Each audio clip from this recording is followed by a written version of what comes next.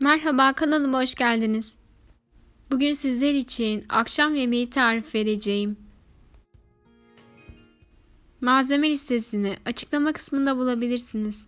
İyi seyirler. İlk olarak patatesimizin iç harcını hazırlayalım. Yarım çay bardağı sıvı yağ.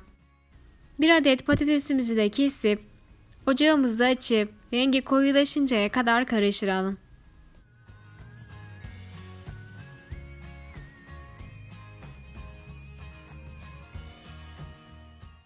1 yemek kaşığı salça,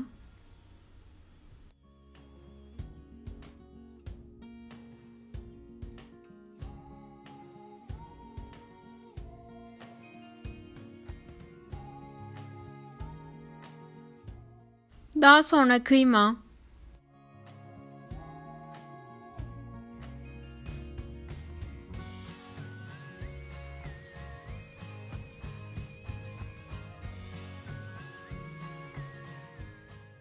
yeşil biber,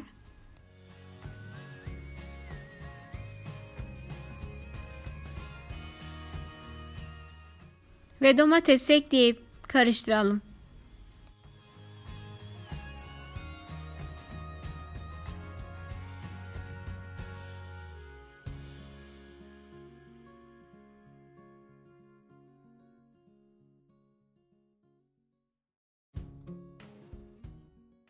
Hafif yumuşadıktan sonra üzerine tuz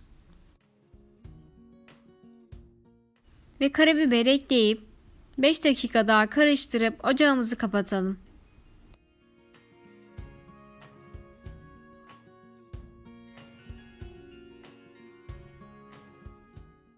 Kabuklarını kesip temizlemiş olduğumuz patateslerimizi ikiye bölelim.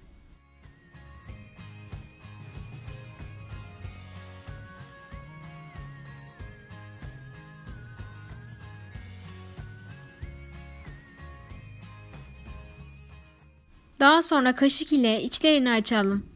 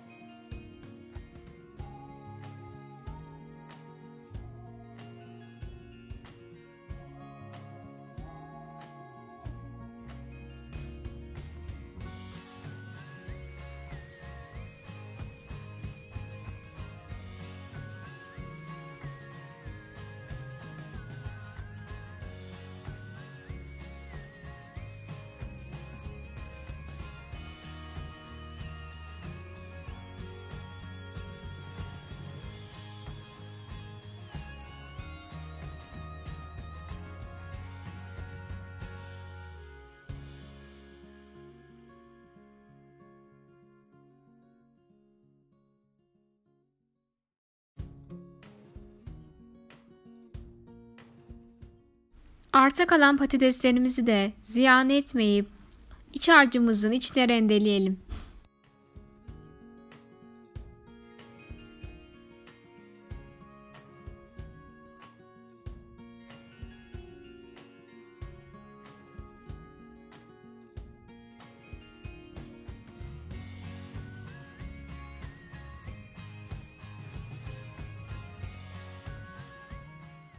Patateslerimizin üzerine biraz tuz serpelim. Daha sonra patateslerimizin içlerini dolduralım.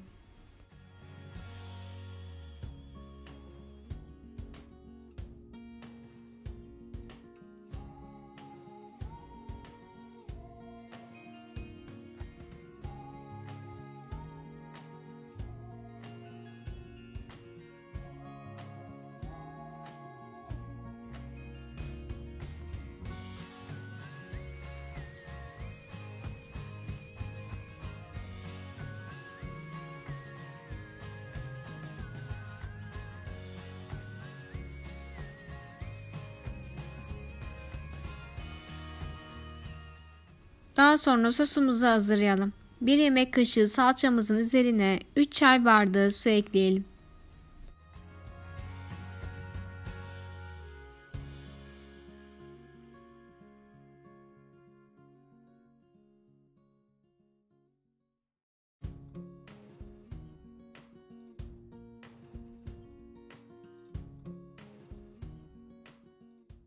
Sosumuzu üzerine dökelim.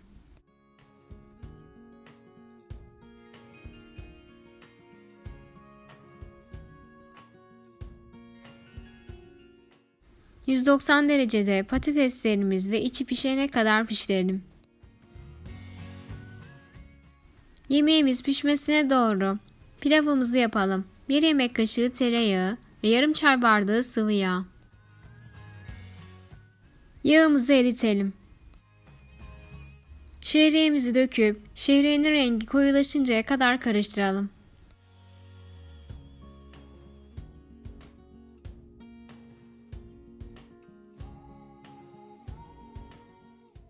Koyulaştıktan sonra yıkayıp temizleyip suda beklettiğimiz pirinçlerimizi dökelim.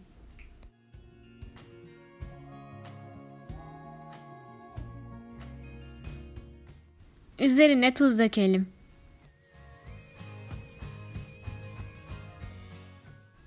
Daha sonra sıcak suyunu döktükten sonra kapağını kapatıp suyunu çekene kadar pişirelim. Fırına koyduktan 15 dakika sonra üzerine domates koyalım. Ve o şekilde pişirelim.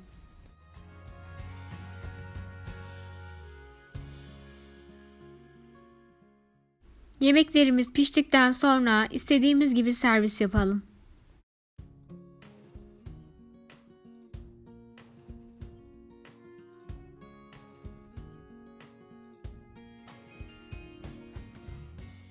Akşam yemeğimiz hazır. Desteğiniz için, diğer tariflerimden haberiniz olması için kanalıma abone olmayı ve videomu beğenmeyi unutmayın.